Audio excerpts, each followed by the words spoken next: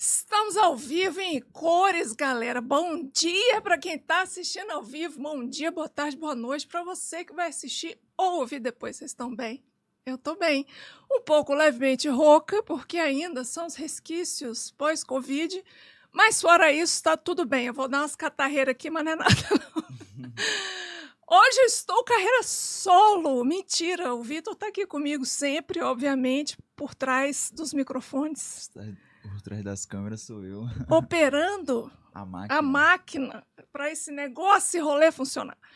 Hoje a gente vai falar uma pauta extremamente atual, já que a convidada sou eu mesma, eu já vou apresentar a pauta para vocês. Mas antes, vocês estão dispostos? Estão dispostos hoje? Pois ponha-se, meu bem, porque está começando mais um Ambienta. Sua fonte de informação, discussão e inspiração sobre tudo que envolve o meio ambiente e as atualidades que moldam o nosso planeta. Bora? Então bora. Hoje a gente vai falar da COP, que é a Conferência das Partes para a Biodiversidade. Existe a Conferência das Partes para as Mudanças Climáticas. Existe a Conferência das Partes para a Biodiversidade. A gente vai falar hoje da COP16, que está vindo aí em novembro, 1º de novembro, que ela vai começar, de 2024, em Cali, Colômbia. Ai, ai, ai!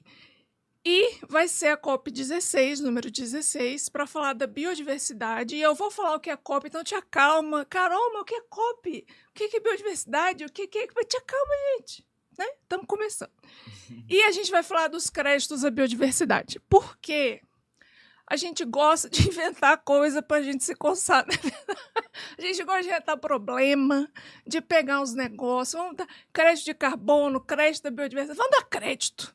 Entendeu? O Brasil dá crédito. É o rei do crédito. É o rei do crédito, entendeu? É o país do futuro, é o país do crédito. É crédito de carbono, é crédito de não sei o quê, mas beleza.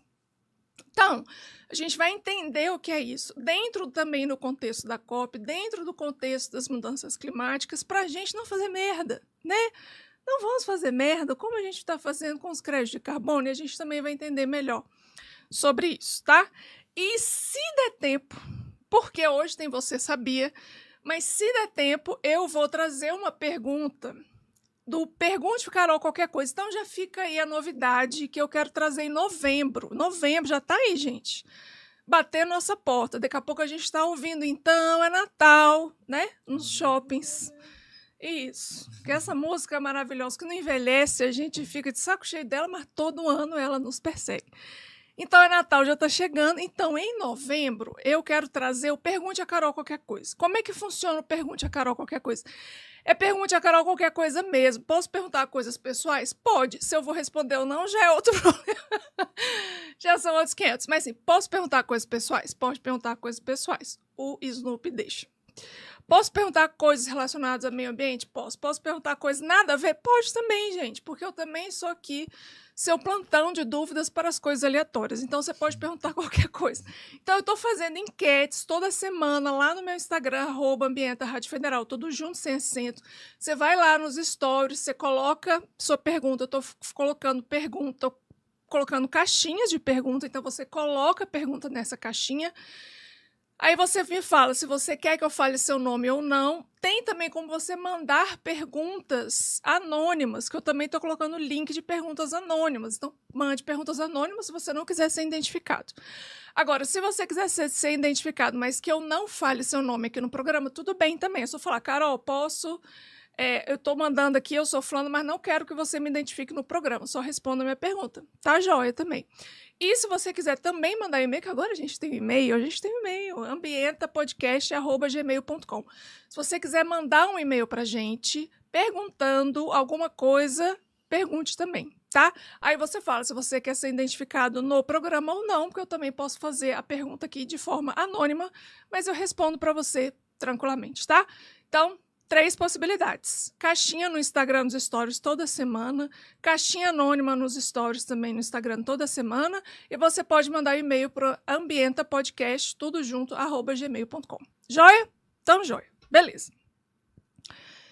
Eu preciso me apresentar. Esse é o 19º episódio. Olha que maravilha. Eu preciso me apresentar. Vou me apresentar porque tem gente que pode estar chegando hoje, que não sabe, caiu, né, de paraquedas.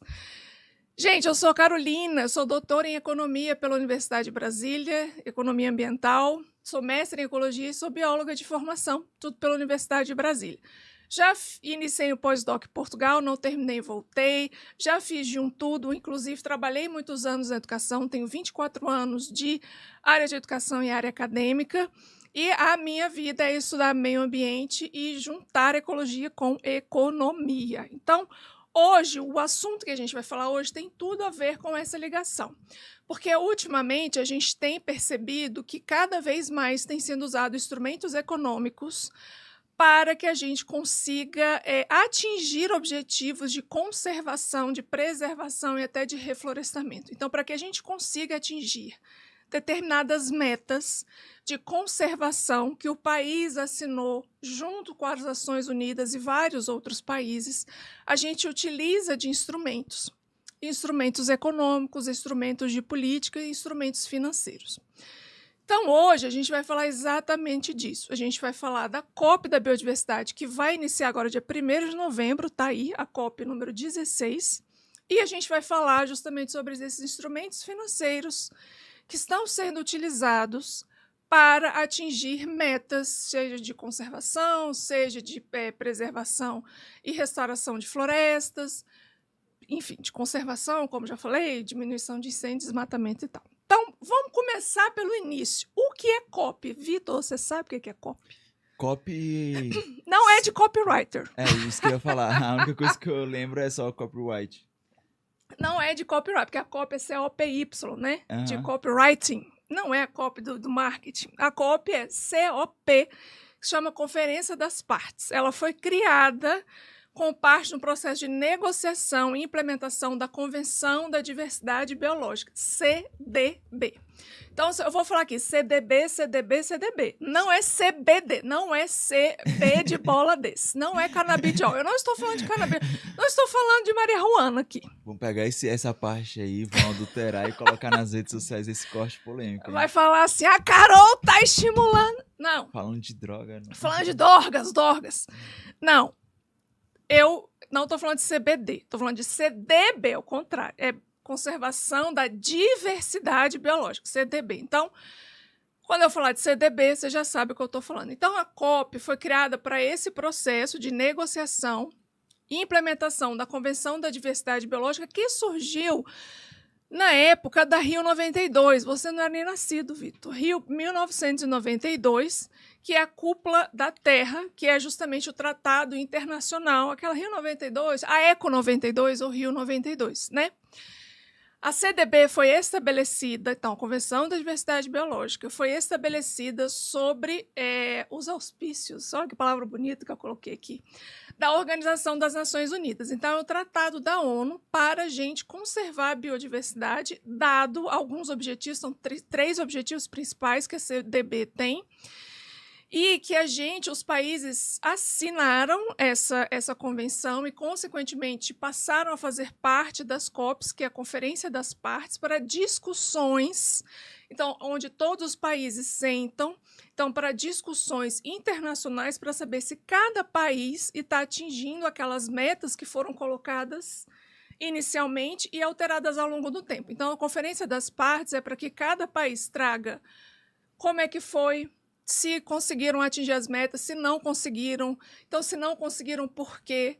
Como que a gente pode modificar daqui para frente? Como que a gente pode fazer essa implementação de conservação da biodiversidade dentro do país? Enfim, tudo isso, né?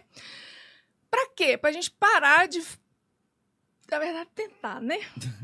A gente tenta parar de perder a biodiversidade, que a gente sabe que a gente está aí está caminhando freneticamente para grandes perdas. Aí talvez, eu já falei aqui, e outros professores também já falaram aqui, talvez uma sexta extinção em massa que a gente está causando aí na nossa biodiversidade. Isso tem impactos severos, porque a gente já falou aqui também, vocês já ouviram falar sobre serviços ecossistêmicos. Então, os serviços ecossistêmicos existem por causa da grande biodiversidade que a gente tem no planeta. E quando eu falo de biodiversidade, eu não estou falando só de animais. Estou falando de animais, de planta, de fungo, de micróbio, de microbiota, de tudo, né? A gente sempre pensa nos grandes animais, né? Grandes animais, grandes plantas e árvores, porque é a coisa que a gente vê, então que a gente consegue ver e consegue ouvir. Então, vê uns morceguinhos aqui e ali, vê umas aves, vê né, lobo-guará no zoológico, né? Porque ver lobo-guará no coisa é difícil demais.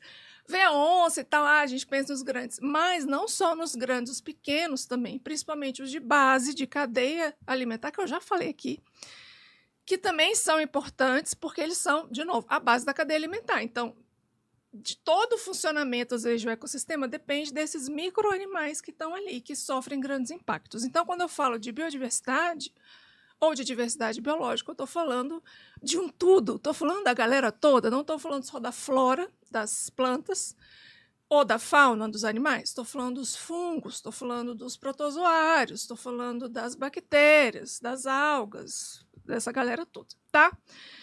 Então, a criação da COP tem como é que originou esse trem, né? Então, as suas raízes de origem é justamente a necessidade de uma criação de uma plataforma multilateral onde vários países pudessem sentar e tomar decisões conjuntas sobre a conservação. Aí são os 3 objetivos principais da CDB. A conservação da biodiversidade, porque a gente sabe que pegar aqui a América Latina, a Amazônia não é só Brasil, a Amazônia está em outros países, né? Peru, Bolívia, Venezuela. Então, assim, a gente tem que ter esse tratado. E outra, a conservação da Amazônia, né? Não vou falar só da Amazônia hoje, mas é porque é muito falado, a conservação da Amazônia impacta também outros países, né? Não só esses em que a Amazônia está, mas tem aí uma borda, aí, né? Uma ação de borda desses impactos.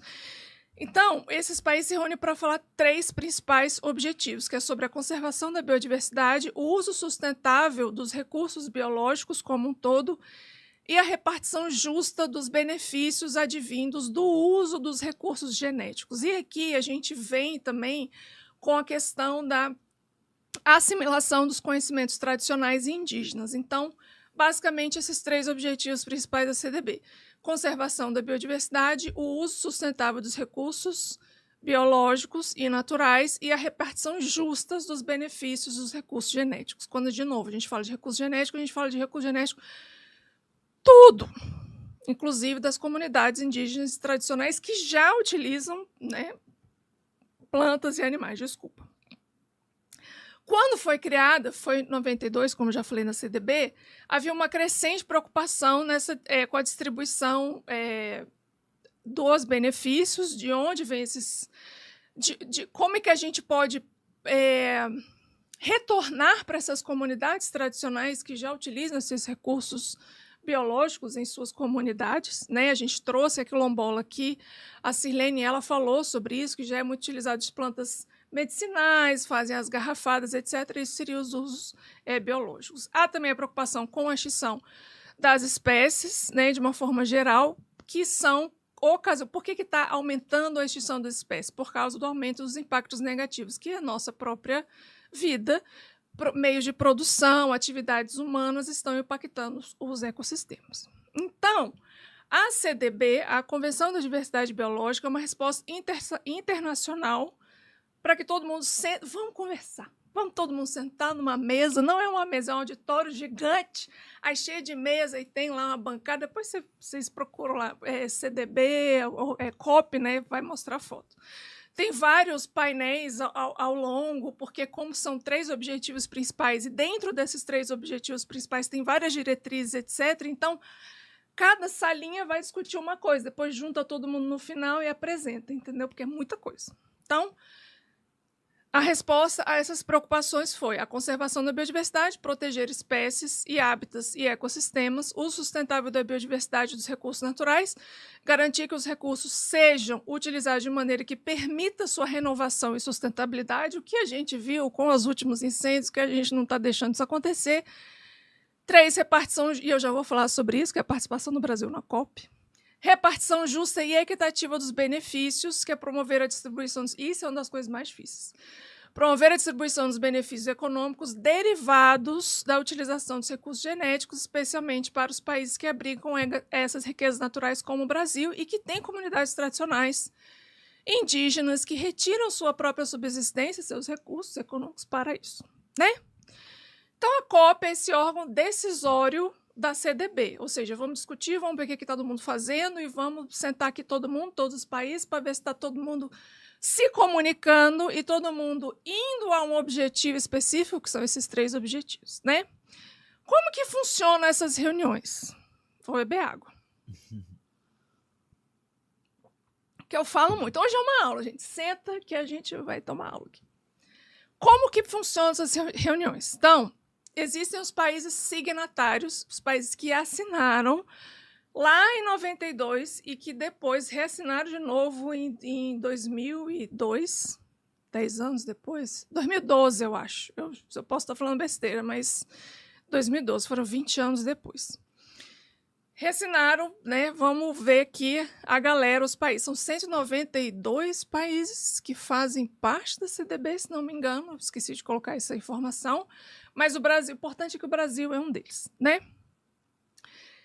Quem são as partes? São os países que assinam. Então, quando a gente fala partes, Conferência das Partes. Que partes são essas? São os países que assinaram lá. Eu me comprometo a ir em direção, ter ações, tomar ações, ter políticas, planos em direção a esses objetivos, esses 3 que eu já falei. Legal, né?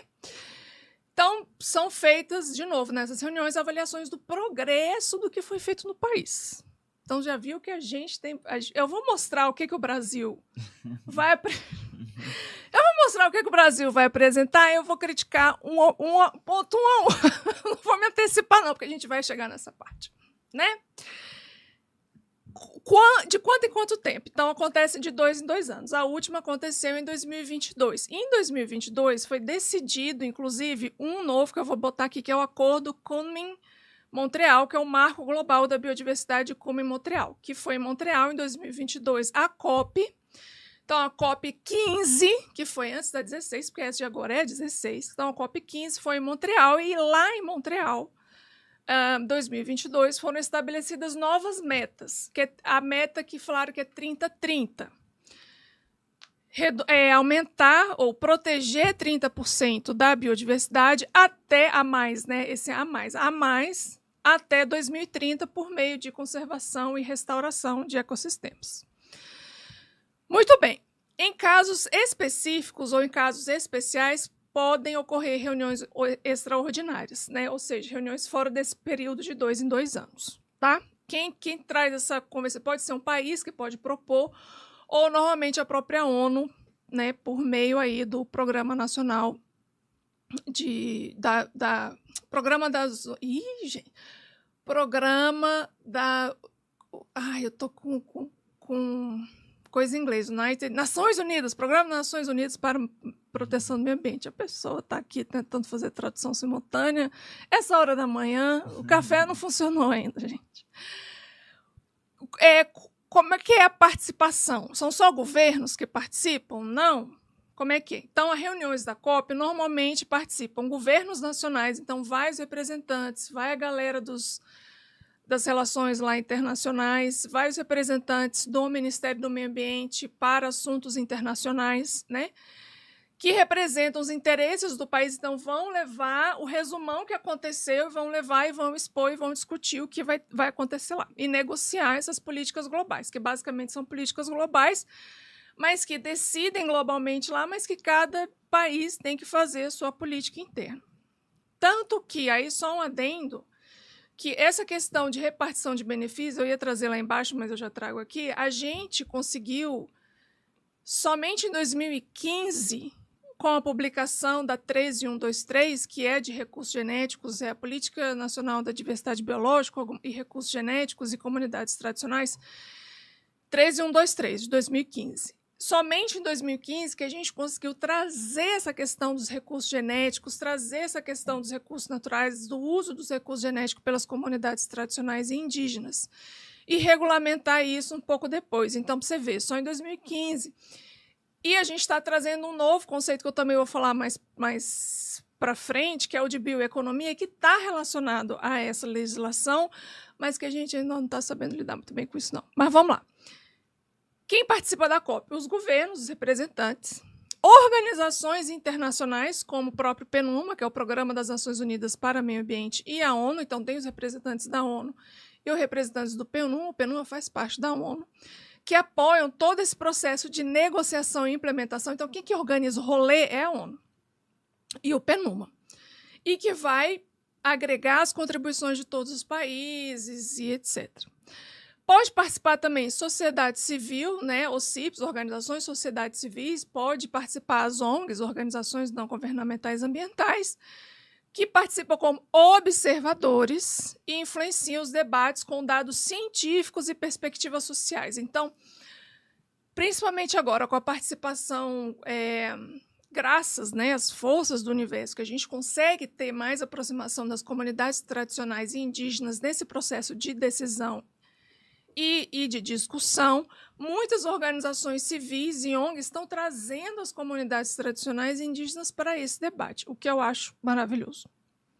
Ou colocando essas lideranças como líderes mesmo, né? Então, assim, lideranças de comunidades tradicionais são líderes de OCIPs, de ONGs, o que eu acho maravilhoso, né? Inclusive, eu já participei como observadora, não da COP, mas da IPBS, que é da Biodiversidade e de Serviços Ecossistêmicos, que também tem conferências, e aí eu participei como observador, não posso falar o que aconteceu lá dentro, mas é bem legal, assim, entender como é que são essas discussões, entender como é que são as propostas, como é que dado os nomes das coisas, como que tem essa participação indígena e de comunidades tradicionais, e essa que eu pude participar como observadora, eu estava dentro do grupo de pesquisadores jovens da ESP, Ecosystem Support Partnership, é uma sociedade de serviços ecossistêmicos internacionais, então sou pesquisadora jovem, sacarinha, lá da ESP, a gente teve a oportunidade de participar de uma discussão sobre biodiversidade e serviços ecossistêmicos, e assim, é bem legal porque dentro dessa que eu estava participando, né, que eu queria ver, era justamente a participação das comunidades tradicionais e indígenas, como que estava sendo dado voz a eles e como que eles também se inserem nesse processo de discussão e decisão, e é muito legal porque era justamente uma liderança que estava lá na plenária falando, então eu achei maravilhoso, e ele colocando ele como dentro de líder dessa determinada comunidade lá, falando o que ele achava sobre alguns conceitos, como que a comunidade via alguns conceitos, né? Da terra, da biosfera, enfim, foi bem bacana. Então, sociedade civil e ONG pode ir como observador e apresentar dado científico, e o setor privado também pode participar, né, em áreas como soluções baseadas na natureza, porque muitas das questões e planos que são discutidos dentro da COP, que é justamente como que a gente pode preservar a biodiversidade, o uso sustentável dos recursos naturais, são implementar soluções, não só o governo implementar essas soluções, mas empresas também implementar soluções que são baseadas na natureza, que visem o financiamento sustentável e o financiamento sustentável do uso sustentável de recursos. Então, tem aí também a participação das empresas. O que são soluções baseadas na natureza? É como eu gosto muito de dar o exemplo do mangue. O mangue já é uma solução perfeita. Você sabe mangue, né? Você conhece, né? Porque tinha muito Já lá. peguei muito caranguejo lá. Gente, eles são lindos. Adoro caranguejo. É muito bom. Eu já perdi chinelo e tênis dentro do mangue, mas... Mas eu adoro. É um dos ecossistemas que eu mais me sinto em casa, eu acho, assim. Depois tem uma história, até para contar a minha do mangue lá no Rio de Janeiro. Minha prima ficou morrendo de vergonha, mas tudo bem, ela conta isso, ela morre de rir, mas depois eu conto. Vou falar aqui, depois eu conto a história. O mangue é o quê? O mangue é uma barreira natural que protege com o aumento dos mares. Então, o próprio aumento da maré, que é algo natural que já acontece, chega bem tranquilinho nas cidades, assim, nos rios. Ou seja, o mangue protege toda a parte costeira do aumento das marés, porque ele diminui o impacto desse aumento, porque às vezes a maré vem com tudo, né? Vem batendo. Só que ela chega dentro do continente, né? A parte do rio ali, que ali é uma região de estuário, uma região que liga rio e mar, Então, ali, o mangue faz parte dessa região de estuário, essa região entre água doce e água salgada. Então, quando vem a maré enchendo aqui, como tem muita vegetação, a vegetação amortece esse impacto aí da maré que sobe, e aí a água não sobe tanto quando chega no continente. A água não tem uma subida grande para devastar a cidade, não sei o que, né? Então, o mangue faz essa barreira natural. Então, ele já é uma barreira natural, fora que ele é um ecossistema e que abriga milhares de espécies, justamente por ser uma região de ecótone, que a gente fala, que é como uma região ali de transição entre o ambiente mais de água doce para um ambiente marítimo, costeiro. A gente tem ali uma diversidade incrível de espécies, não só caranguejos, mas a gente tem muita coisa. Exatamente vários peixes que colocam os ovos nessa região, né? Então, assim, algas, cavalo marinho, tem até cavalo marinho lá. Cavalo marinho que é dessa região. É tão bonitinho, fofinho. Então, assim, é uma região muito rica, fora que também é muito rica em termos de flora, de bactérias. É lindo. Bom, enfim. E aí, o que acontece? Por que é uma solução baseada na natureza? Porque, assim, como que a gente pode diminuir o impacto das alterações climáticas com relação ao aumento do nível das marés? Bota mangue, refloresta o mangue, porque a maioria dos mangues estão se perdendo. Então, se a gente conseguir construir barreiras vegetais que são, pegando essas plantas que já estão no mangue, etc., a gente conseguir reflorestar, seja começando só com uma restinga. O que é restinga? Sabe quando você vai numa praia que tem... Antes de chegar na areia, tem aquela parte de vegetação, assim, rasteirinha e tal, assim, que é mais preservado. Isso daí a gente chama de restinga. Então, você pode começar a plantar ali se tiver justamente contato com o rio, assim, uma região mais próxima do rio, de água doce, você vai colocando, replantando, reflorestando essas plantas que são nativas do ecossistema, para que você consiga o quê? Reduzir o impacto do aumento das marés quando chegar no continente. Então, isso seria uma solução baseada na natureza. Como que isso pode ser rentável? A gente pode pagar as pessoas da comunidade para fazer esse trabalho. Então, talvez uma pessoa... Isso tem o Mangue Vivo. Conheçam o trabalho do Mangue Vivo. É uma ONG, mas que também é uma empresa de negócios sociais, né? Eu esqueci, de inovação social, de impacto social. É um negócio de impacto social que ele faz justamente isso. O mangue tem uma riqueza enorme, não só, de novo, para a biodiversidade, quando a gente pensa de fauna, flora, como também para a proteção das alterações climáticas, que é o aumento das marés, mas também é rico para as comunidades que ali moram. Porque se eles precisam pescar e se tem a subsistência pela pesca, quem que mantém aí os peixes vivendo bem, os peixes botando os ovos? É a região de mangue, né? É uma região mais protegida, então as espécies vão lá, botam seus ovinhos, tem aquele acasalamento, né? Vamos encontrar ali naquela região mais tranquila, né? Tem menos sal, é uma região que a gente chama de salobra, é uma região que tem água doce, água salgada, um equilíbrio ali. Vamos ali, vamos namorar, botar uns ovinhos e tal. Então, se a comunidade tradicional que vive ali depende dos caranguejos, depende dos peixes, faz sentido ela também participar desse processo. Então, as empresas, por exemplo, no caso Mangue Vivo, por favor, conheçam Mangue Vivo, até porque ela é gerida por uma mulher, e eu tive o prazer de conhecer nesse curso que eu estou fazendo nos sábados, maravilhosa. Ela fez exatamente isso. O mangue é uma região riquíssima, uma região abundante, uma região que está prioritária para a adaptação das mudanças climáticas e também para a gente conseguir juntar as comunidades tradicionais. Então, o que ela fez? Ela fez em remunerar as pessoas para replantarem, reflorestarem o mangue, e aí elas conseguirem a subsistência dela, a gente aumentar a proteção e ainda fazer um negócio de impacto positivo ali, impacto positivo social. Então, ela entra em contato com as empresas que precisam ter, a gente já falou do ISG, então, empresas precisam patrocinar projetos que sejam de proteção ambiental ou mesmo dar empresas de impacto social, e aí você pode fazer essas associações. Então, essas empresas, o setor privado, principalmente que tem impacto social ou que tem essas, como eu falei, soluções baseadas na natureza, como o Mangue Vivo faz, podem participar da COP também. Precisa de convite, precisa de todo um rolê ali envolvido, mas que também pode participar. Até aqui, dúvidas? Dúvidas, Vitor? Não. Tudo certo. Tudo certo para dar errado. Agora, qual que é a importância? Eu já falei, mas né, o óbvio precisa ser dito, então vamos falar aqui.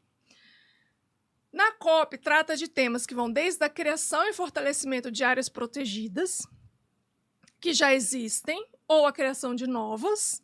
Para que áreas protegidas? Que são áreas protegidas no Brasil? Áreas protegidas no Brasil, a gente tem as unidades de conservação, aqui em Brasília, o Parque Água Mineral é uma área protegida. A reserva do Jardim Botânico é outra área protegida. A reserva do IBGE é outra área protegida. Águas Emendadas, lá indo para Planaltina, outra área protegida. São unidades de conservação.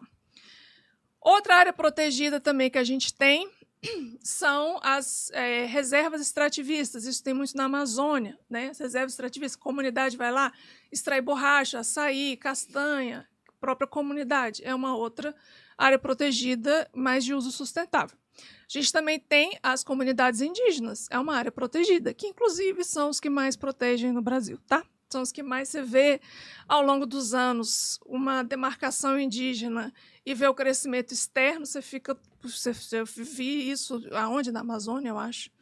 Na verdade, ali entre Caatinga e Amazônia, tem uma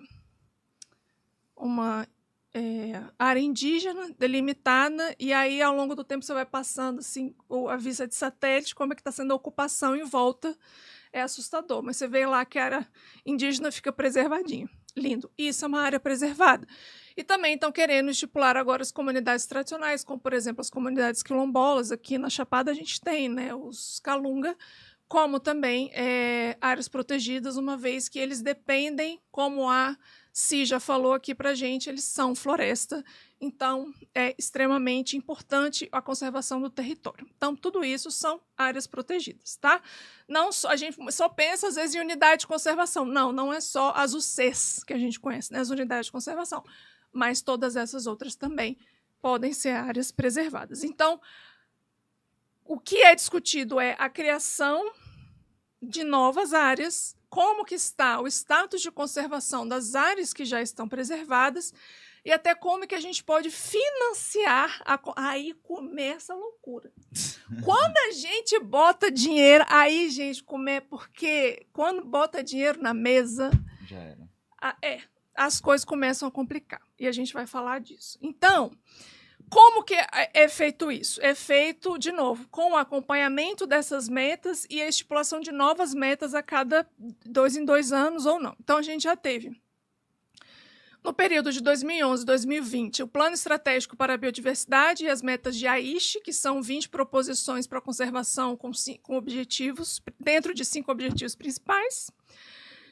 E atualmente, o que todo mundo está preocupado agora é com esse documento de 2022, estipulando que daqui a 8 anos, quer dizer, vamos supor que eu estou em 2022, eles falaram, daqui a 8 anos a gente tem que ter 30% conservado da biodiversidade, ou seja, em 2030, 30%, 30-30. Então, nós temos 6 anos para atingir essa meta, que visa proteger 30% das áreas terrestres e marinhas até 2030, que é esse novo marco ou acordo Comene-Montreal, que é o Acordo Global da Biodiversidade Comene-Montreal, GBF, que foi na COP15 de 2022.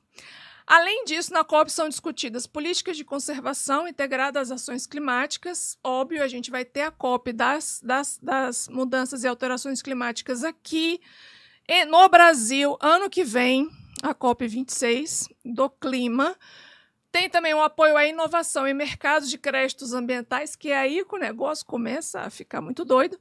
A proteção dos povos indígenas e comunidades locais, como eu já disse, mecanismos de financiamento para países de desenvolvimento, que é o outro negócio que, quando a gente bota dinheiro, a gente arregala os olhos e vai com uma ganância que eu não sei o que é. Muito bem. Essa COP16, que é dia 1º de novembro de 2024, vai acontecer em Cali, na Colômbia, e ela faz parte das reuniões regulares, tá? Então, da COP. Todos os países signatários, o Brasil é um deles, se reúnem para tomar decisões sobre essas metas e vão falar justamente sobre essas novas metas que foram impostas em 2022. É extremamente importante as discussões estarem alinhadas com a COP do clima, porque, como eu já falei e insisto em falar aqui, tá tudo junto. Cada vez mais biodiverso um ecossistema mais teias e funções ecossistêmicas de troca entre os seres e os seres bióticos, né? Ou seja, a parte viva e a parte abiótica, a parte não viva, que é o clima, que é o tipo de solo, essas coisas.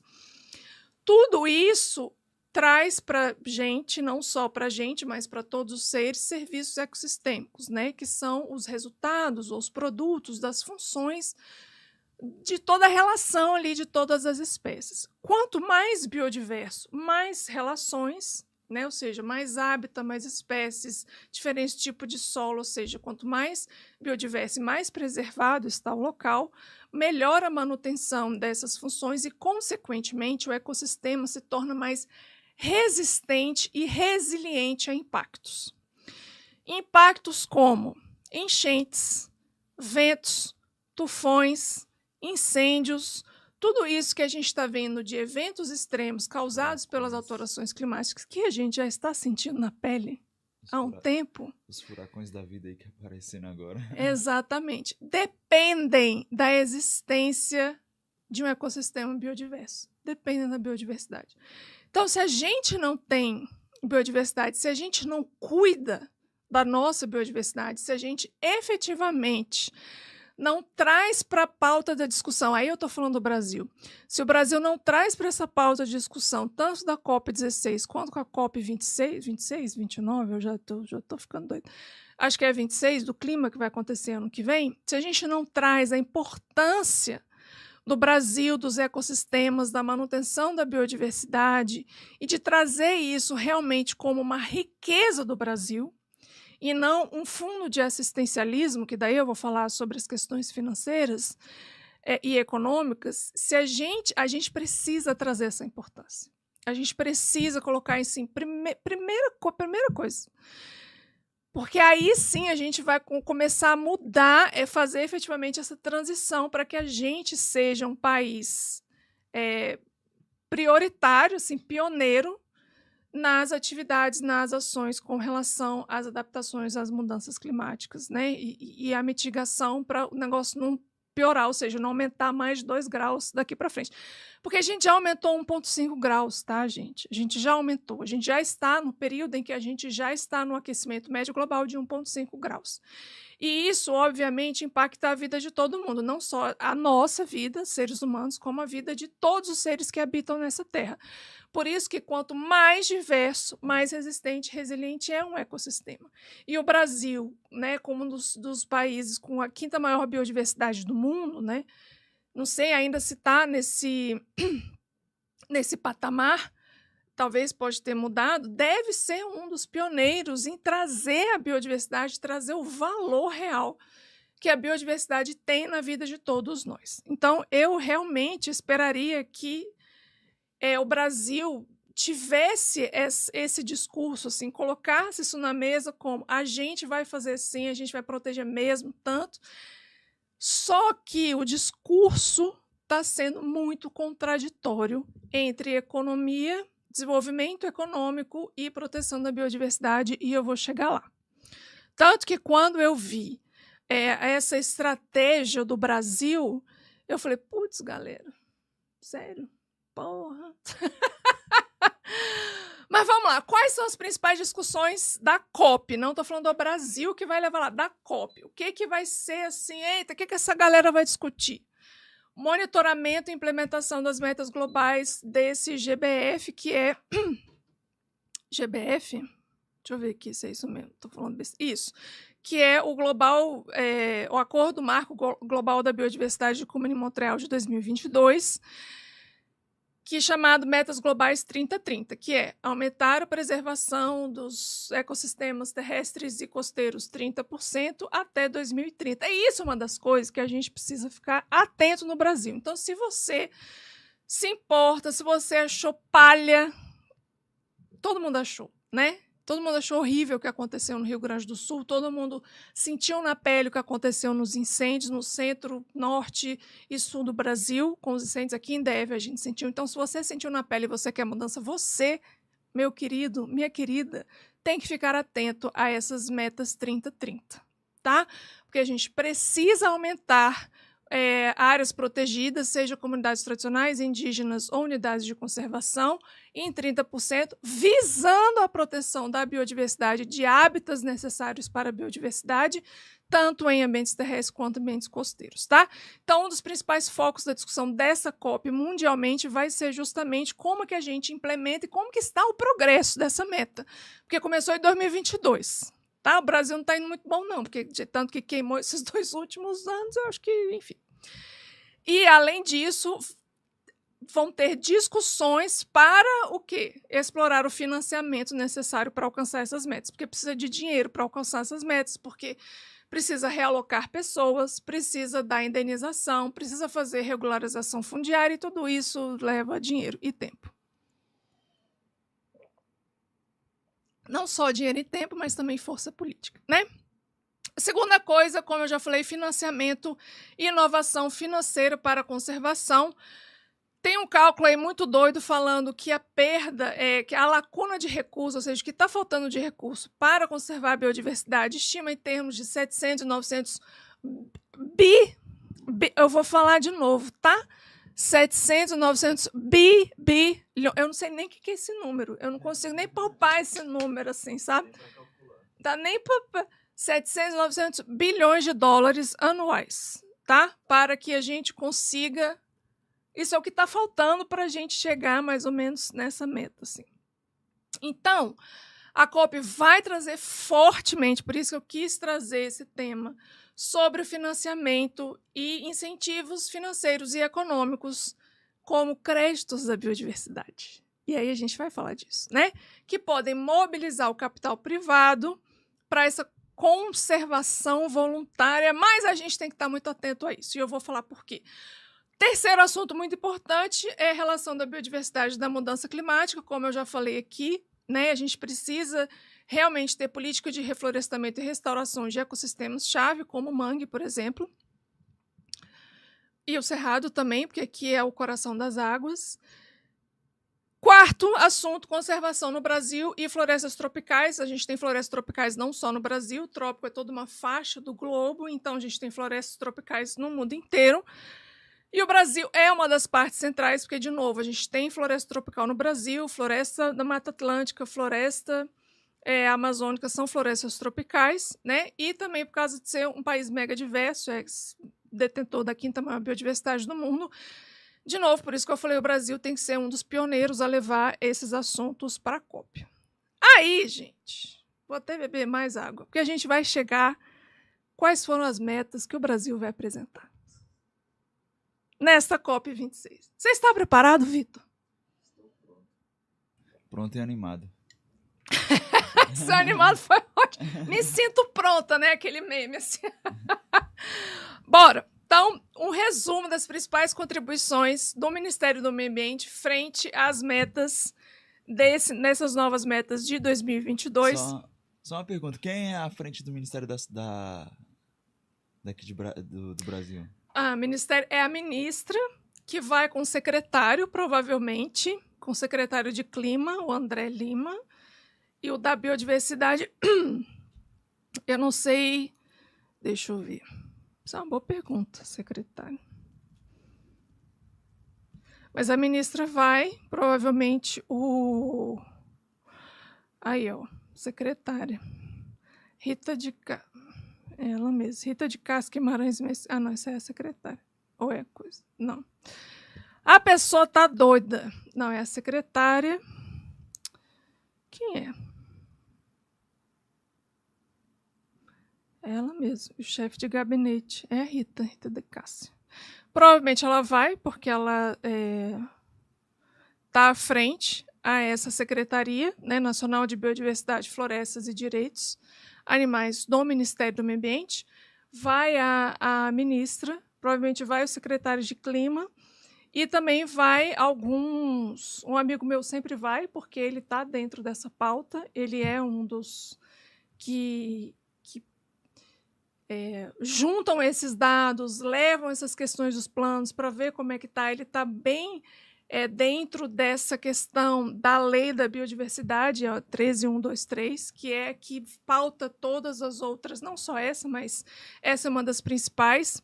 Então, vai alguns assessores assim, né, que fazem parte do Ministério, que são servidores também no Ministério do Meio Ambiente, que fazem parte. Então, é uma equipe inteira, mas a ministra provavelmente vai, e esse secretário-chave, seja de clima, de mudança climática e da biodiversidade. E os servidores.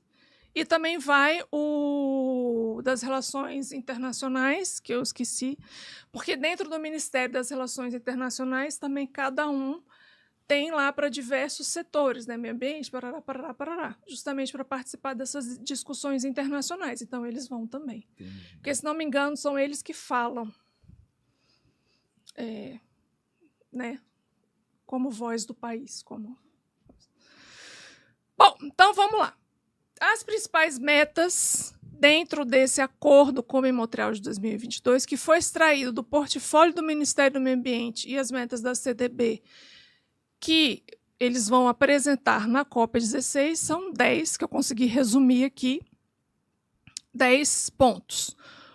É esse plano, então, para atingir essas novas metas e continuar atingindo os objetivos da CDB, que a gente já falou lá atrás, o Brasil pensa em desmatamento zero até 2030. Aí eu vou rir, porque eu acho que a gente está tendo uma dificuldade nesse processo.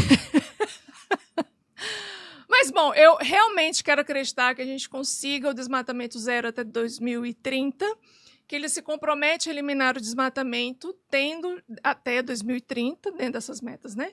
Tendo já, aí, segundo esse documento, tendo já reduzido o desmatamento da Amazônia em 50% desde 2023. Só que não, porque a gente viu que esse ano o negócio foi feio, foi brabo, e esse dado é o truco. Truco esse dado! Muito bem. Então, esse é o primeiro ponto, desmatamento zero.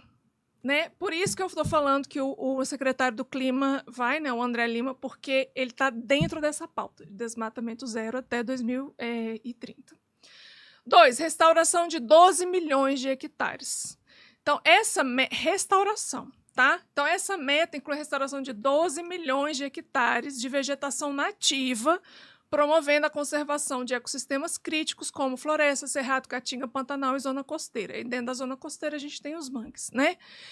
Então, galera, por que eu estou falando dessas metas e deixando aqui registrado? Porque a gente precisa ficar de olho, a gente como cidadão, a gente precisa ficar de olho e cobrar que isso seja atingido, tá? Tá. Então, essa de restauração, eu realmente quero que isso aconteça. Mas, para isso acontecer, o que a gente precisa? A gente precisa de uma lei de crimes ambientais mais eficaz. Não vou dizer nem mais forte, mas mais eficaz. Por quê? Porque a gente conseguir dar responsabilidade a quem está queimando, a quem queimou. Realmente prender essa galera, realmente dá pena. Inclusive, foi colocado um plano, uma proposta, um PL, né, um projeto de lei do Ministério do Meio Ambiente com o IBAMA, com o ICMBio, para aumentar a pena, ou seja, para agravar um pouco mais as penas de crimes ambientais. Esse projeto de lei foi levado do Executivo, agora vai para o Legislativo. E a gente precisa conhecer esses trâmites e entender, até para a gente fazer força popular, para que esse projeto de lei, por exemplo, tenha prioridade no voto da Câmara e no deputado, porque vai chegar lá, vai entrar numa fila.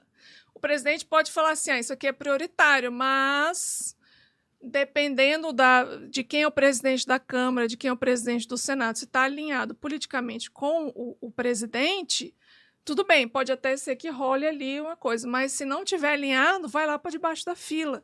E aí, por isso que a importância da gente, eu até fiz uma reflexão no café da manhã sobre isso, por isso que a gente precisa entender esses poderes, como é que funciona, para a gente participar ativamente sobre isso. Mas, enfim, isso é uma outra coisa. Mas restauração de 12 milhões de hectares, eu quero muito que isso aconteça e realmente já está tendo ações sobre isso, porque já vem financiamento internacional sobre isso e até para as ONGs e os OCIPs participarem e fazerem projetos para restauração. Terceira coisa que o Brasil vai levar são as políticas para as populações tradicionais, que até a própria Si, quando veio aqui, a quilombola, ela falou que isso já tem sido avançado bastante. Então, é um avanço nas políticas de repartição de benefícios para as populações tradicionais, com povos indígenas reconhecidos como aliados fundamentais da proteção ambiental. Né? A gente que é aliado deles, não o contrário. Para mim, é isso. Né? A gente que é aliado, porque eles estão fazendo há milênios. A gente que tem que ser aliado deles, não o contrário. O 4, gente, eu tenho minhas restrições, assim, porque eu estudei sobre isso na minha tese, é o programa Bolsa Verde, que é o 4 que eles vão levar. Eles ressurgiram das cinzas com esse programa. O programa Bolsa Verde, com benefício econômico a mais de 40 mil famílias que atuam na conservação ambiental, com destaque para mulheres pretas, chefes de família, que representam 65% do programa. Só que qual que é o problema dos incentivos econômicos para a biodiversidade no Brasil? Ou para comunidades que preservam o meio ambiente, ou para pessoas físicas que têm ações de preservação do meio ambiente. A gente trata essa galera como assistencialismo. Ou seja, a gente dá um mero auxílio, uma bolsa, gente, uma bolsa família. Não, a gente tem que remunerar. Porque se a gente quer ser pioneiro e prioritário nas ações de conservação da biodiversidade, ter aí pioneirismo no atingimento dessas metas novas, né, de Montreal de 2022, 30-30, a gente tem que parar de dar assistencialismo, de achar que pagamentos para pessoas, pagamentos para comunidades, remuneração para as pessoas físicas, etc., que conseguem mostrar por métricas, padrões, etc., que a gente acompanha e a gente consegue realmente, aumentou tanto, ou seja, por métricas verdadeiras, a gente tem que parar de dar assistencialismo, cara. A gente tem que parar de dar subsídio. Que eu tomo R$100 por mês. R$100 por mês, gente! Mentira, não sei se é R$100 por mês, mas assim, é mais. Mas eu não sei se chega a um salário mínimo. Sabe? Um salário mínimo. Que você consegue fazer com um salário mínimo no Brasil hoje, gente? Com a inflação que tá, não é nem corrigido com a inflação. Sabe? Então, assim, a gente precisa entender melhor isso. Então, eles vão apresentar o programa Bolsa Verde como sendo um programa maravilhoso, porque eles sempre fazem isso, mas eu tenho as minhas restrições, porque eu acho isso um assistencialismo. E se a gente quisesse ser realmente pioneiro nessas questões, não deveria tomar como assistencialismo. 5, Cidades Verdes Resilientes, que é um programa que isso aí veio também de uma pressão da OECD até para o Brasil no G20, que eu acho o Brasil agora faz parte do G20, e aí, de novo, mais ainda deveria ser pioneiro nessa questão da biodiversidade, mas essa questão de cidades verdes resilientes é visar melhorar a resiliência das cidades frente aos impactos das mudanças climáticas, como a gente já viu aí no Rio Grande do Sul, no Maranhão e etc., e aí integrar políticas urbanas e ambientais com práticas sustentáveis e valorização dos serviços ecossistêmicos urbanos. Isso veio muito da Europa. Na Europa, lá, isso já está sendo discutido há muitos anos. Eu acho que veio justamente como uma perspectiva internacional, uma pressão internacional dentro do Brasil. 6, Estratégia Nacional da Bioeconomia. Gente, eu tenho um vídeo só falando sobre isso no meu canal. Porque isso aqui é pauta para um programa só, tá? Mas, segundo eles, com a liderança no G20, o Brasil adotou 10 princípios de alto nível sobre bioeconomia e realmente tem 10 princípios e estratégias para atrair recursos internacionais e fomentar a inovação em sustentabilidade e bioeconomia. Só que antes disso tudo, meu bem, a gente precisa fazer um negócio muito importante, que é conceituar o que é bioeconomia. E até agora a gente não chegou no conceito. Não é legal? É ótimo. A gente está trazendo dinheiro para um programa que a gente não conceitou direito o que é bioeconomia, tá? E se tudo é bioeconomia, nada é bioeconomia. Pronto, falei. Vai lá no meu vídeo, vai lá no meu canal e assista. 7º, estratégias nacionais de adaptação e mitigação, que isso já vem há muito tempo, né? Que é o avanço das metas de redução das emissões, que a gente já fez umas 4 metas diferentes já ao longo desse tempo, desde o Acordo de Paris de 2015 até hoje, a gente já mudou umas 4 vezes. Então, essas metas de diminuição da emissão dos gases de efeito estufa aliadas com o compromisso de limitar o aumento da temperatura global a 1,5, porque a gente já aumentou a 1,5, tá? Então, a gente está tentando manter aí e não aumentar até 2, né?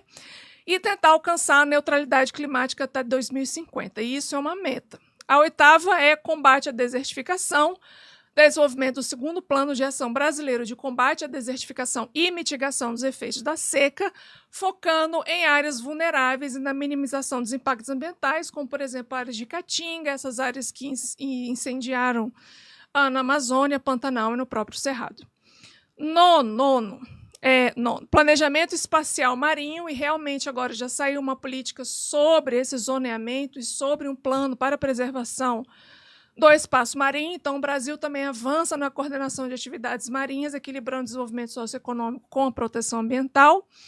E o 10º é Fundo de Florestas Tropicais para Sempre, que é TFFF, que provavelmente é Tropical Forest Found Forever, não sei, talvez seja essa a tradução. Então, TFFF, proposta inovadora para valorizar países que mantêm florestas tropicais em pé, que não está sendo o caso do Brasil, contribuindo para a conservação da biodiversidade e equilíbrio climático global. Veja, para chegar a isso, que a gente manter as florestas em pé, a gente precisa de fortalecer a parte de política, de tudo isso que eu já falei, de fortalecer fiscalização, de ter a galera do IBAMA e do ICMBio muito bem treinada, muito bem remunerado para isso, os bombeiros. Então, assim, é fortalecer toda essa cadeia ambiental por trás, porque são eles que vão atingir esse rolê. Beleza?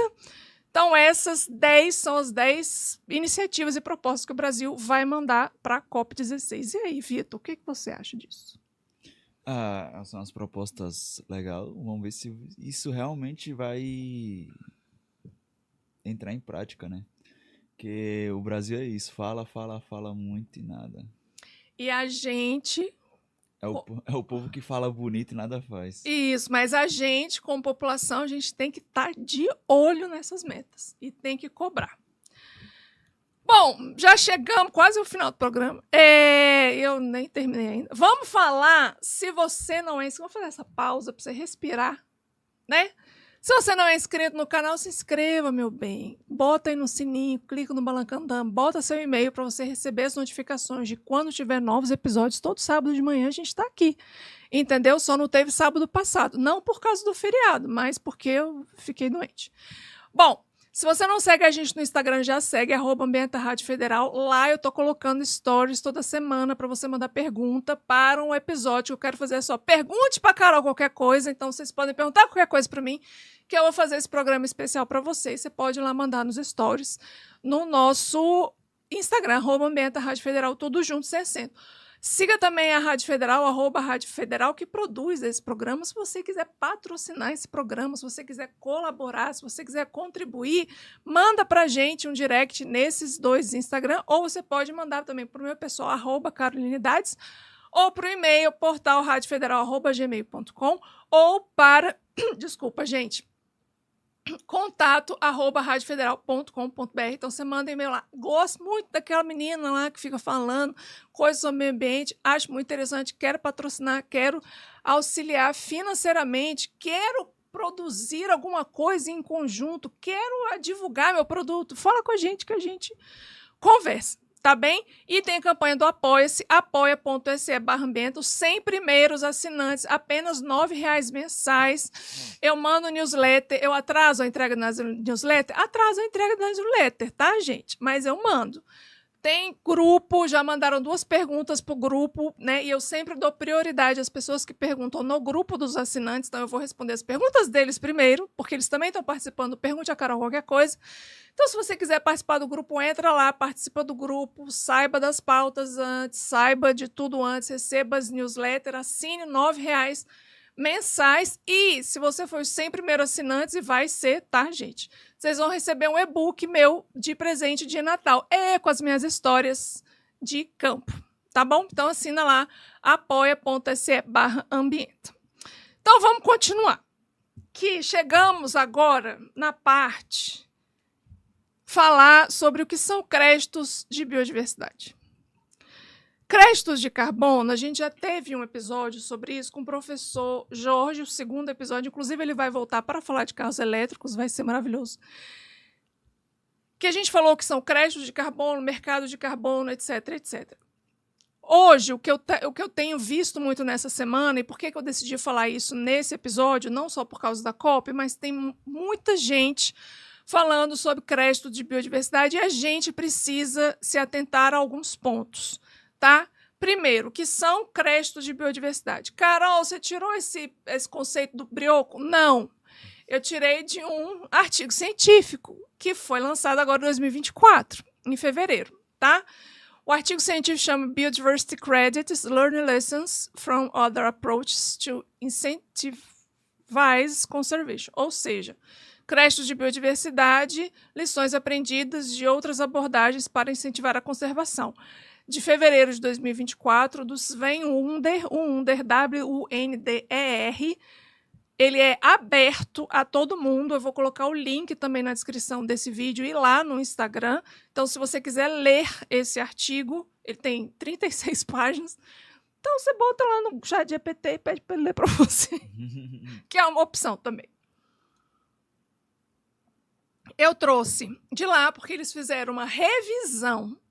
Esse artigo é um artigo com vários autores de várias universidades internacionais e eles trouxeram uma revisão e várias abordagens do que já tiveram, né, já estão acontecendo e perspectivas. Então, eu vou trazer justamente esses pontos que eu acho importante e que vão ser discutidos na COP e que a gente precisa ficar atento com relação à conceituação e aos possíveis erros de execução. Então, o que são créditos de biodiversidade? Tá? São unidades financeiras destinadas a apoiar ganhos que você consegue medir, mensuráveis, de biodiversidade por meio da conservação ou da restauração de ecossistemas. Ou seja, por meio da conservação ou restauração de hábitats, né? Ou seja, onde as espécies vão viver, que sejam necessárias para que as espécies consigam se reproduzir, obter recursos, etc., para reduzir possibilidades de extinção. Tá? Esses créditos, eles surgem como um mecanismo para mobilizar um financiamento privado, e aí não vem tanto do governo, vem do privado. E aí é que o bicho pega para a conservação. Tá?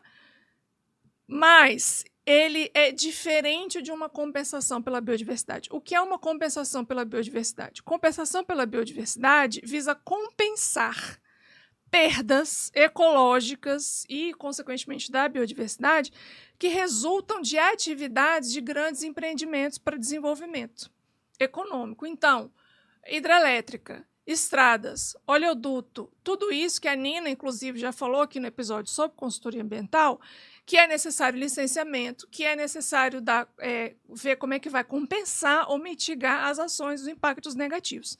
Então, crédito de biodiversidade não pode ser confundido com compensação para a biodiversidade, tá? São 2 instrumentos diferentes. Tá? Então, os créditos de biodiversidade representam os ganhos que não estão necessariamente vinculados à compensação por perda. Porque quando a gente está compensando, é porque a gente já perdeu. Entendeu? É muito doido, né? O dinheiro da compensação. É muito dinheiro. É muito dinheiro, mas a gente perdeu. Aí fala assim, a gente vai compensar tal empreendimento em outro lugar. Beleza, mas aquele lugar lá já perdeu. e a gente vai usar o dinheiro para unidade de conservação e gestão. Então, veja, compensação é o dinheiro que a gente não é para compensar uma perda. O crédito da biodiversidade é um a mais, é um adicional. Então, precisa ter um negocinho que se chama adicionalidade. Se a gente não tiver adicionalidade, a gente não está falando de créditos de biodiversidade. E eu já vou falar sobre isso, tá? O uso atual. Os créditos são usados por empresas e investidores para promover resultados positivos para a natureza. Para falar assim, a minha empresa é verde. Eu pago e dou créditos à biodiversidade, tá? De novo, para além da compensação. Posso usar para compensação? Eu vou falar já o que esse artigo traz. Mas tem que ter um ganho tangível, um adicional de créditos de biodiversidade, tá? Isso pode incluir que tipo de ações? Ações de restauração, de proteção de espécies ameaçadas ou melhoria de qualidade de hábitats que contém espécies ameaçadas, né? O uso voluntário desses créditos visa ajudar empresas a melhorar sua imagem pública. Então, pode ser visado como uma forma de você fazer um marketing verde aí, né?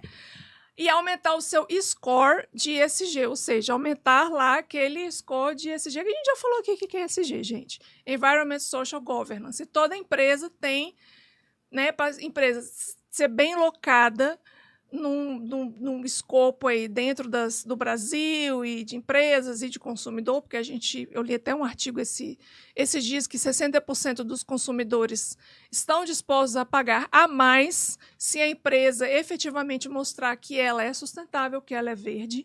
Então, justamente para aumentar suas vendas e a sua lucratividade, as empresas podem utilizar desses créditos de biodiversidade para aumentar esse score aí do ambiental. Mas desde que efetivamente conserve um local que tem adicionalidade, um local que estava lá, era pasto, agora a gente vai restaurar, reflorestar, porque aqui tinha um passarinho tal e a gente quer que ele volte. Isso é crédito de biodiversidade, tá?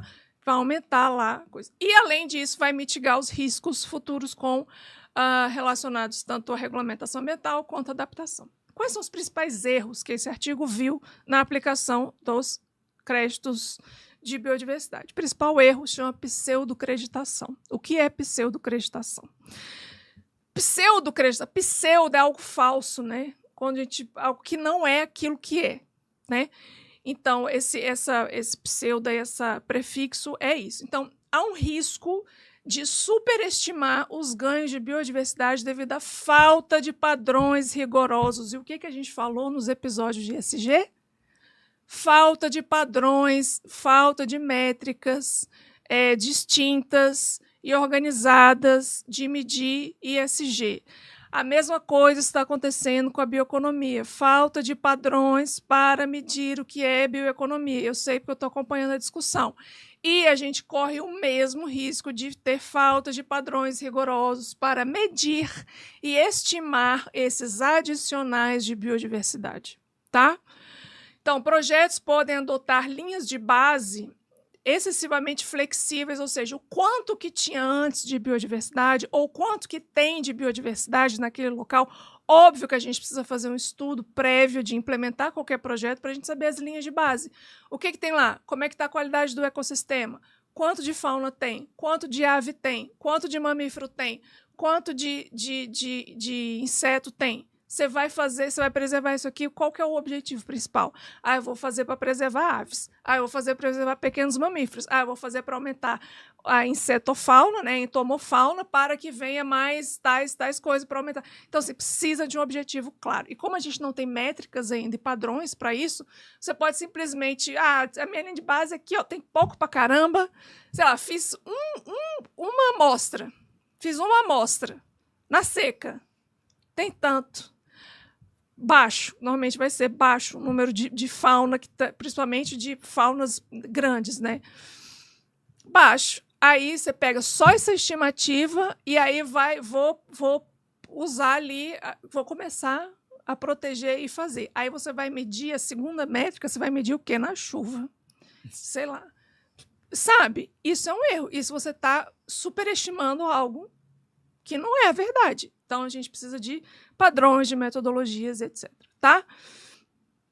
Então, projetos podem adotar essas linhas de base, que eu falei que são esses estudos de base flexíveis, né, ou muito abaixo do que é na realidade, que exageram as ameaças à biodiversidade para justificar os créditos. Né? Ah, estou ganhando mais aqui, ó, tem mais crédito de biodiversidade nesse lugar aqui.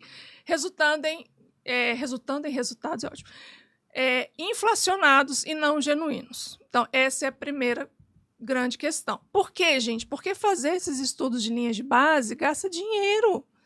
Tem que ter consultor especializado para ir na seca, na chuva, para fazer mais de uma amostragem, tem uma média, tem uma metodologia envolvida. Nem todo setor privado vai querer fazer isso, vai querer investir isso para depois receber, ao longo de anos, de novo, não é no ano seguinte, ao longo de anos, esses créditos. Além disso, tem que ter um seguro para esse crédito. Qual banco que vai dar um seguro para algo que você só vai ter retorno daqui a uns 10 anos? Essa é a questão. Segundo problema, substituição inadequada por compensação, que eu já falei, que é, embora os créditos sejam projetados para ganhos voluntários e adicionais, há uma preocupação que eles podem ser usados indevidamente como substitutos de compensações regulatórias, tá? Como é o caso do Brasil, a gente tem a parte de compensação em grandes empreendimentos e licenciamento ambiental. E isso pode resultar em perdas grandes de biodiversidade em vez de ganhos adicionais. Terceiro erro que ele fala, eu sei que a gente já ultrapassou o horário, mas eu já estou terminando. Terceiro erro, falha em considerar a adicionalidade, que é o principal, e a gente falha isso até em programas de pagamento de serviço ambiental. Em muitos casos, os ganhos creditados não são genuinamente adicionados, pois os projetos buscam financiamento extra sem realmente gerar benefícios novos. Ah, tu quer buscar financiamento extra com o objetivo de gerar créditos de biodiversidade, mas por falta de padrão e várias outras condições, que eu já falei anteriormente, pseudo-acreditação, chega lá no final, elas por elas, né? O resultado é zero, ele não atribuiu mais biodiversidade por local. Né? É tipo pagar pela biodiversidade, aumentar a biodiversidade, receber créditos para que eu aumente a biodiversidade, é basicamente isso. E existe uma falha em considerar a adicionalidade de que realmente aquela ação vai aumentar a biodiversidade naquele local. Quarto problema é o problema de monitoramento e permanência, né? Ou seja, a gente tem, às vezes, monitoramento inadequado, dificuldade de metodologia, de aplicação de metodologia e falta de garantia para a permanência dos ganhos de biodiversidade que comprometem a eficácia desses créditos. Né? Então, sem um acompanhamento de longo prazo, e sim um monitoramento de longo prazo, assim como tem que ser com programas de PSA, os resultados podem ser temporários e os ganhos obtidos podem ser revertidos. Ou seja, a gente precisa de um monitoramento contínuo para justamente não ter essa questão de falha de considerar adicionalidade, de pseudocreditação, enfim. Quais que seriam os usos corretos desse tipo de instrumento? Isso é um instrumento, tá, gente? Isso é um instrumento de política, é um instrumento voluntário, que a gente chama dentro da economia. É um terceiro tipo de instrumento econômico de política, é um instrumento voluntário de créditos de biodiversidade. O uso correto seria ter padrões rígidos, metodologias rígidas, métricas rígidas e linhas de base robustas, um estudo robusto, um padrão rigoroso para determinado tipo de bioma e ecossistema, uma acreditação ex post com verificação. O que é isso? É usar o crédito, uma forma correta seria usar esses créditos de biodiversidade com a liberação dos créditos somente depois da validação dos impactos positivos daquela ação. Então, assim, eu faço uma ação aqui, a empresa privada se compromete a reflorestar, restaurar, conservar aquele local, falando, eu vou aumentar em, sei lá, 30% a biodiversidade desse local. Legal, você só vai conseguir seus créditos ao final, quando você mostrar esse aumento de 30%. Antes você não recebe. As pessoas vão fazer isso? Não, porque elas querem receber antes. Para depois fazer. Para depois fazer. E aí não faz. E aí não faz. Da forma correta, faz meia boca. Exato. E fala que entregou os serviços. Exato. E na hora que a gente vai medir, não viu, já perdeu o dinheiro já foi. Já foi embora, foi gastado. Exato. Então o resto é o quê? Desculpa, o correto é o quê? Pagar depois a verificação. Longo prazo e permanência, de novo, gente, isso é algo, são ações de longo prazo, assim como o pagamento de serviço ambiental. São coisas que você precisa de monitoramento de longo prazo e permanência, ter plano de gestão de longo prazo para você receber só lá depois, que seria correto, né? As pessoas querem isso? Não, querem retorno amanhã. Então, crédito de biodiversidade, você não vai ter retorno amanhã. Sorry. Tá? Desculpa. E o quarto é uma transparência em governança, que é justamente ter uma governança robusta para que você consiga fazer auditoria. As empresas precisam ser transparentes com relação ao que elas estão fazendo em relação ao meio ambiente, ter um contato direto com o governo para ele efetivamente fazer as auditorias e auditar o que está sendo feito, as ações, o dinheiro, a biodiversidade que está aumentando ou não. E isso inclui evitar que... Para quê? Evitar que certificadores recebam incentivos financeiros por volumes de créditos aprovados, ao invés de volume de créditos efetivamente que estão sendo colocados a longo prazo, tá?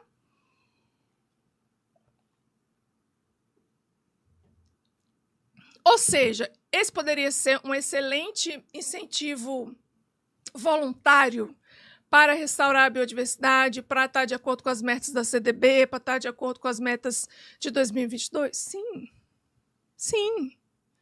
Desde que seja feito dessas formas que eu falei agora, que são padrões corretos, rígidos, robustas linhas de base para cada bioma, realmente fazer esses estudos, fazer uma acreditação após a verificação da porcentagem adicional da biodiversidade, longo prazo e permanência, monitoramento e transparência e governança entre governos e empresas. Assim, está todo mundo feliz, contente, mas eu realmente espero...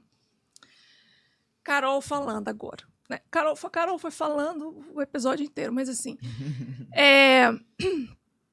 eu realmente espero... Assim, a gente avançou, falou assim, Carol, você acha que a COP avança, essas coisas? Eu acho que avança, só que eu acho que avança muito devagar em relação às perdas que a gente está tendo hoje. Tanto por causa das alterações climáticas, quanto por causa dos incêndios, ou seja, essa realidade nos acomete muito mais rápido do que as mudanças de planejamento de governo, do que as ações governamentais em si. E também as discussões internacionais. Eu acho que adianta, mas eu acho que é devagar. Eu acho que esses incentivos financeiros e econômicos, né, créditos é algo financeiro, de finança monetária, crédito, né? Você dá crédito para a pessoa, de novo. Tem que ter muito cuidado com isso quando a gente está falando de biodiversidade, porque é aquilo que eu já falei aqui, que trouxe esse artigo. Muita gente vai querer esses créditos falando que já fez. É isso que está. Falando que já restaurei. Já conservei aqui, ó. Essa aqui, ó, tinha tanto e tanto de biodiversidade agora. Aí você vai ver o estudo está todo errado, tem esse viés que eu falei, fez só na seca, aí fez só na chuva. Ou seja, viu a linha de base de onde estava o início do projeto, o antes, numa seca que tinha realmente poucos indivíduos para, né, dar aquela forjada, e, sei lá, na frente fez uma outra área completamente diferente, numa outra época que com certeza tem um boom daquilo exatamente que você queria preservar. Então, assim, a gente tem que ter muito cuidado.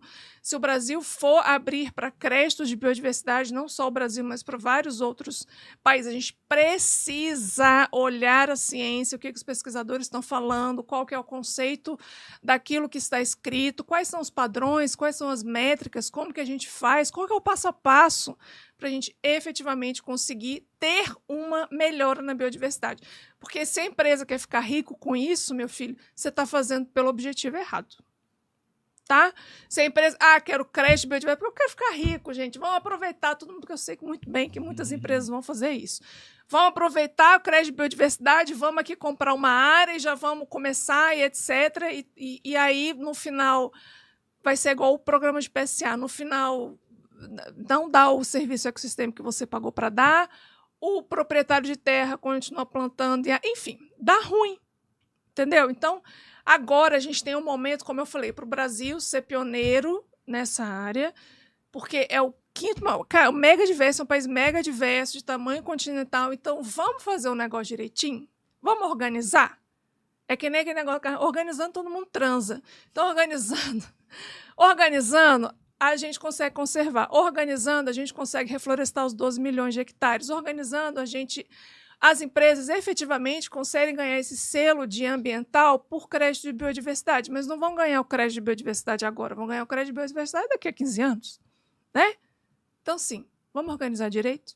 Então, vamos. O que eu deixo para vocês hoje? Além de tudo isso, porque eu sei que foi exaustivo, já estão aqui mais de 1h30, 1h20 falando, né? Sobre isso, sobre COP, sobre biodiversidade. Só eu sei que é cansativo, não aguento mais essa menina falando. Mas o que eu quero deixar para vocês é, a partir desse conhecimento que eu dei para vocês, o que vocês vão fazer agora? Vocês vão acompanhar.